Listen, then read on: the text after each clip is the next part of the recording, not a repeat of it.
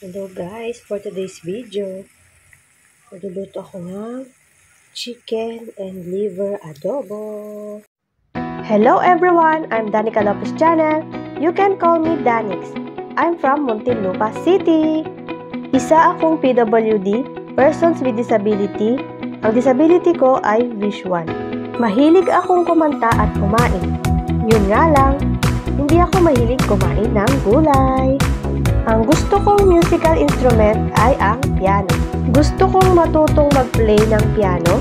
Gusto kong mag-piano habang kinakanta ko ang mga paborito kong kanta. Hindi ako mahilig sumayaw. Ewan ko ba kung bakit? Hindi din ako mahilig mag-makeup. Lipstick nga lang ay okay na. Isa akong simpleng tao. Hindi kagandahan, ngunit sakto lang. Hindi mayaman at hindi sosyal. Mahiyain ako sa camera at sa personal. Nagsimula akong mag-YouTube noong 2020, kasagsagan ng pandemic. Nag-upload ako ng iba't ibang mga videos like personal vlogs, tutorial videos, and cover songs. Isa din akong live streamer. At sa aking pagsisikap, nakuha ko din ang isa sa pinaka-importanting requirements ni YouTube. Yun nga yung maging monetize ang aking channel. At ngayon, isa na akong Certified Content Creator. Ang pangarap ko ay maging isang sikat na singer at maging isang sikat na vlogger.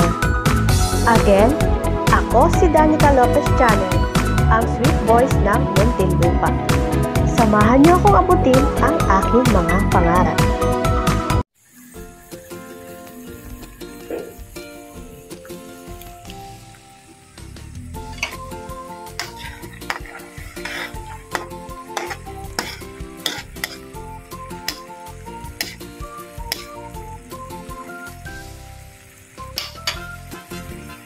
Hello guys, for today's video, magluluto ako ng chicken and liver adobo. What? Yan, so nilagay ko na lahat yung ingredients, yung sibuyas, tapos yung manok and atay, sinabay ko na sa pagpapakulo. Nung kumulo na, nilagay ko na yung sibuyas, toyo, and suka, and asukal. Ayan. So nilagay natin yung magic syrup at paminta. A few moments later. Ilalagay ko na yung mga paminta. Ayan. Buo kasi walang durog. And then, i-mix natin yung magic syrup. Magic syrup. Baka naman.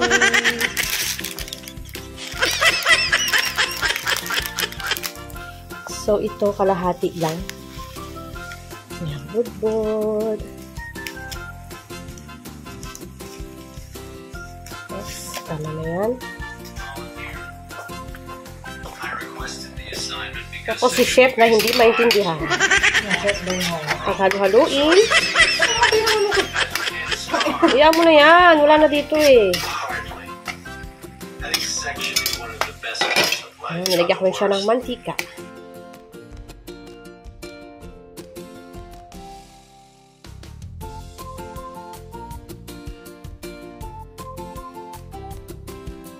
Lagyan ng konting tubig.